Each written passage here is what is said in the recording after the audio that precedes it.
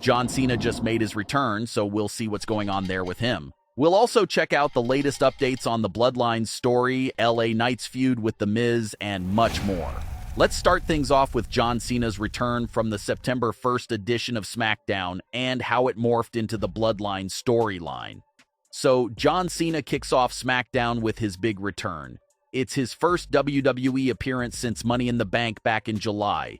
John Cena mostly spoke about how grateful he was to be back in front of the fans. He thanked them for always welcoming him back in with open arms, how he's really excited about his upcoming first career match in India, and how he's soaking it all in because he knows it's all coming to an end soon. John Cena has been heavily hinting at his full retirement from the ring all year long. Even at WrestleMania 39 with his match against Austin Theory, John Cena was taking bows and thanking the fans before hitting his signature moves, leading fans to believe Cena really was wrapping things up real soon. Thankfully for the fans, WrestleMania 39 wasn't his last match, but Cena isn't shying away from the fact that his last match is definitely coming up in the near future. Even in a post-SmackDown interview, John Cena once again touched on those same few ideas. He said that tonight wasn't his last one, but he knows it's definitely coming up and how he'll be 47 years old soon. September 1st wasn't John Cena's only appearance. This is another decent-sized run for him this late in his career. He'll be appearing regularly on SmackDown every week for just around the next 2 months. With his last scheduled appearance taking place on October 27th, John Cena also picked up the hosting gig for the Payback event, and he's also being rumored to appear at Fastlane. But getting back to the segment, John Cena gets interrupted by Jimmy, who's also making his return after a few weeks away. Jimmy has his own brand new theme song, which of course means that Jay will be keeping their originally shared theme. So Jimmy comes out to the ring, and his segment was advertised as him explaining his SummerSlam actions in greater detail, but Jimmy basically just repeated what he said from the SmackDown after SummerSlam. Jimmy said once again that he did what he did to Jay out of love and to stop him from becoming a new version of Roman Reigns. Jimmy switches his focus to John Cena and says that he has an issue with him because Cena is just like Roman Reigns because all he does is take and take.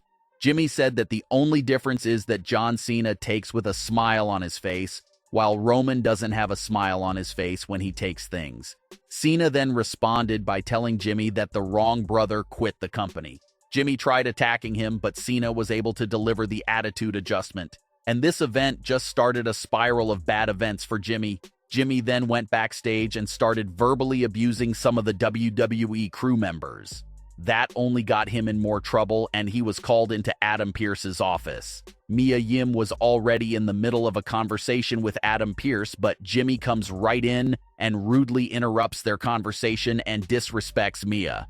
Adam Pearce told him that he needs to calm down and treat people with more respect. And because of that entire event, Mia goes and tells the OC members about what Jimmy did to her. Anderson and Gallows seem extremely uninterested in joining Bloodline-related business, but it's AJ Styles who gets heated and wants to instantly confront Jimmy. So Jimmy is on his way out of the arena before getting stopped and confronted by AJ Styles for what he did to Mia earlier in the night.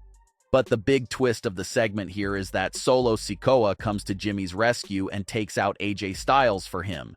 And that's a confusing move right there because obviously Solo and Jimmy haven't been on the same side with each other since early summer, but Solo did drop a line that explained why he helped Jimmy.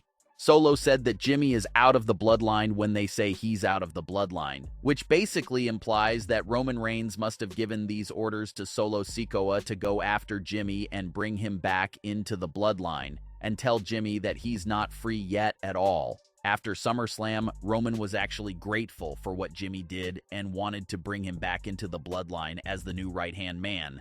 But, like Jimmy has expressed several times already since then, he still very much hates Roman Reigns.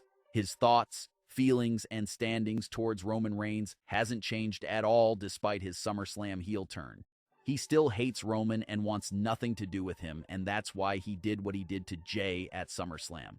Jimmy hates Roman that much that he really didn't want to stand by and watch Jay become Roman Reigns? Jimmy tells Solo that there's nothing him, Roman, or Paul Heyman can tell him to do. Notice that Jimmy didn't include Jay in that sentence. That's because in Jimmy's mind, he doesn't have any issues with Jay. Jimmy said he did what he did to Jay out of love. He wants Jay to understand that. And Jimmy would love to be fully reunited with Jay. So at this very point of the story, Jimmy and Jay are split, but Jimmy doesn't hate Jay right now in this current moment of time. Jimmy still wants to reconcile with his brother and make him see the reason why he did what he did at SummerSlam.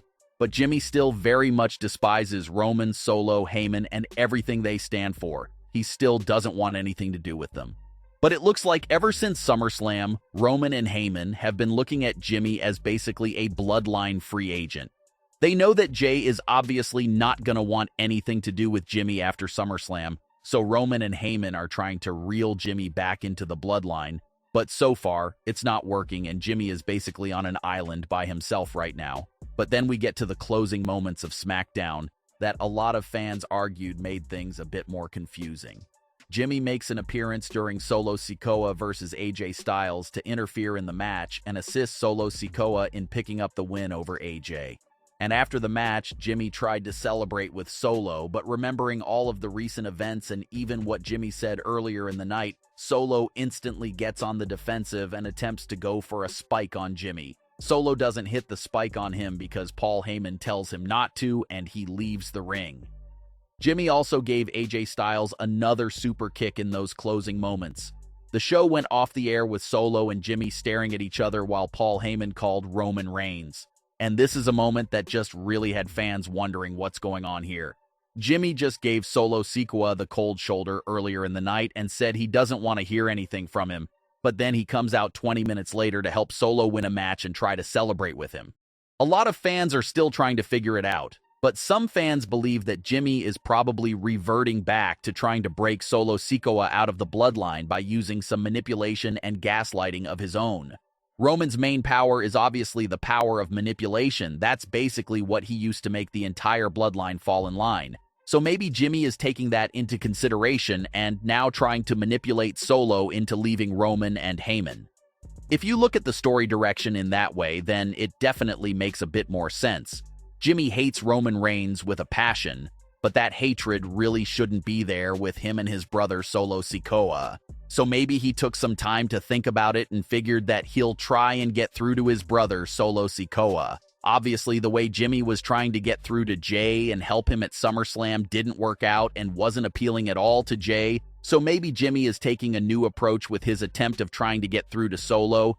And with no returns dates in sight for Roman and Jay, it looks like the main focal point of the Bloodline story will be Solo Sikoa and Jimmy, at least for the foreseeable future. So hopefully the next few weeks of SmackDown will clear up the current confusion in the story between Jimmy and Solo.